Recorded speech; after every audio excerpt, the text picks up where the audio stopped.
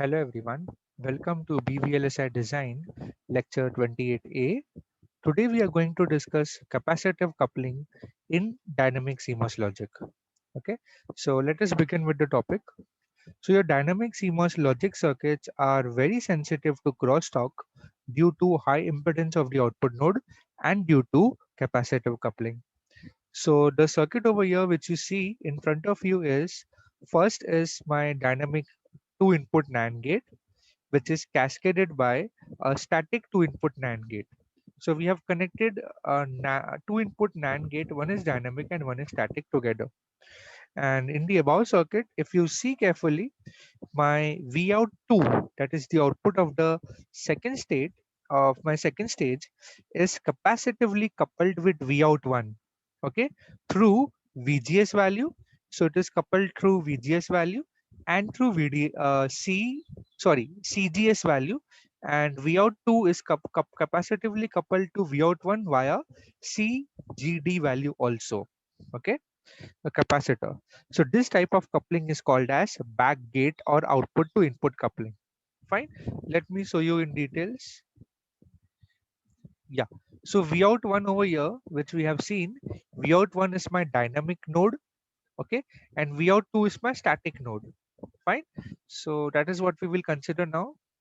So that is what I've said. Your Vout2 is capacitively coupled to Vout1 via CGS, this light blue color line, and it is also Vout2 is also a static node is capacitively coupled to a dynamic load via the capacitance CGD. Now, what is CGD and CGS? These are the internal interelectrode capacitance of transistor M4 of transistor M4. Now, why does capacitances come into picture? See, whenever we are applying any input, clock input or your A or B input, these are working at tremendously high speed. Okay, that means the switching time is very fast.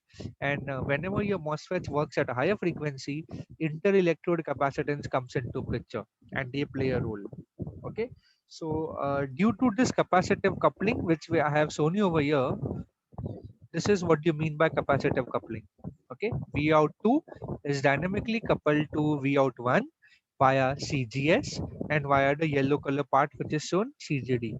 So due to this, the internal input and the output node, okay, the internal input, let me show you what is internal input. So internal input over here like this, they have the static NAND gate and the output node of your static NAND to gate and the output of the dynamic gate are affected. Okay, so due to this, what will happen due to this capacitive coupling? So your Vout1 level will drop significantly. Okay, so this will further cause the output of static NAND gate not to drop to all the way to zero. I will explain that, and all these things I'll explain. So let me begin with the first analysis. Okay, so let us consider this situation over here. So let us concentrate on this dynamic NAND to gate. Okay, so we have clock as 1 and my pull down network is off. My pull down network A and B input are 0 and 0. So my pull down network is off. So V out 1 is supposed to be at VDD level.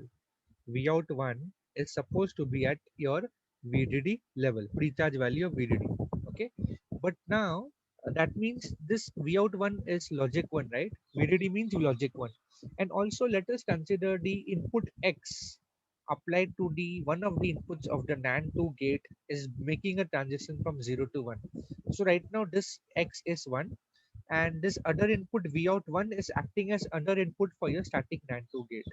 So this is also 1. So whenever both the inputs are 1 of a static NAND 2 gate, the output is 0. So V out 2 should be logic 0.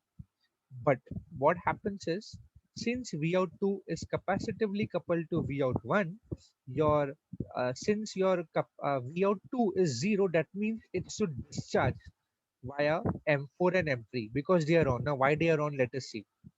So we have applied here logic 1. V out 1 is logic 1. So your gate of your M4 will be logic 1. That means M4 is on. And also input X is at 1. So again the gate of M3 transistor is logic 1. So M3 and M4 transistors are on, and M5, M6 PMOS transistors are off. Okay, so your VDD is disconnected from the output, right? And now CL2 should should discharge towards ground via M4 and M3. So while this node, static node, is discharging towards the ground, since it is capacitively coupled to the Vout1 voltage is at VDD. That also keeps on dropping. Since they are Vout2 and Vout1 are capacitively coupled, if Vout2 node is discharging, Vout1 node will also discharge. Okay, and will keep on discharging. Also, on the other way around, since Vout1 is closer to VDD, your Vout2 will not reach zero level. It will not discharge all the way to zero level. Again, because of capacitive coupling. It goes both ways. Okay, so Vout2 doesn't reach a zero quite. So if it doesn't reach a zero, in spite of being a static gate, then there is a static power dissipation problem also. Now let us consider another scenario. I mean, in this case, what really happens is that, let's say, due to the capacitive coupling between Vout1 and Vout2, okay, the Vout1 voltage has dropped to a very low level. Okay, Vout2 voltage has dropped to a very low level. Let me explain you with an example. Over here, we have two static inverters. The first static inverter, it is correctly interpreting it as logic 0 whenever Vin is less than VIL of this static inverter. If Vin is lesser than VIL, then it is correctly interpreted as logic 0. Then it will produce a strong logic 1 at the output, VOH, okay, which is closer to VDD. Now, because of some reason, let's say this output is connected to the input of the next CMOS inverter, static CMOS inverter. So this input will be correctly interpreted as logic 1 whenever Vin will be greater than VIH. Okay, so this Vin should be greater than VIH, then only it will correctly produce a logic 0 at the output, or else not. So in this situation also we are telling the same thing, because Vout2 is capacitively coupled to Vout1, and since Vout2 is discharging towards 0, Vout1 level also will fall down. So it will keep on falling down, down, down, and at one point of time it becomes less than VIH of the next inverter. So when it is once it is less than it is at logic 1, right? But its voltage is dropping, dropping, and dropping, and suddenly its input voltage is lesser than your VIH. So what will happen? Input will be read as a logic 0 instead of logic 1. And if this reads as a logic 0, my M6 transistor is turned on and my M4 transistor is turned off. Okay. I think here it should be turned off. M4 transistor should be turned off and my M6 transistor is turned on. Okay. So that is what is happening. So your output voltage, it should be at logic 0.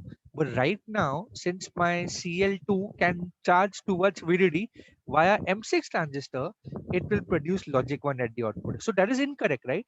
For A and B input as 0 and 0, over here it is, this Vout1 has been treated as a logic 0 now, which is absolutely wrong. And the static NAND gate is producing incorrect output, that is logic 1 instead of logic 0. Okay, so this is what is the problem of capacitive coupling. Okay, it will reduce the, because of the two outputs are capacitively coupled to each other, one reducing towards 0 will cause the other voltage also to drop, and if that drop is lesser than a VIH, it will produce incorrect output on the second static NAND gate output. Okay, so that is what the problem of static this thing is. So when designing and layouting your dynamic CMOS circuit, special care is needed to minimize this capacitive coupling. So that is what the capacitive coupling means. I hope that this point is clear. I think that is all for today's session, and we have discussed today the capacitive coupling in case of dynamic CMOS logic. So next time we will start with some other topic. Until then, have a good day and thank you.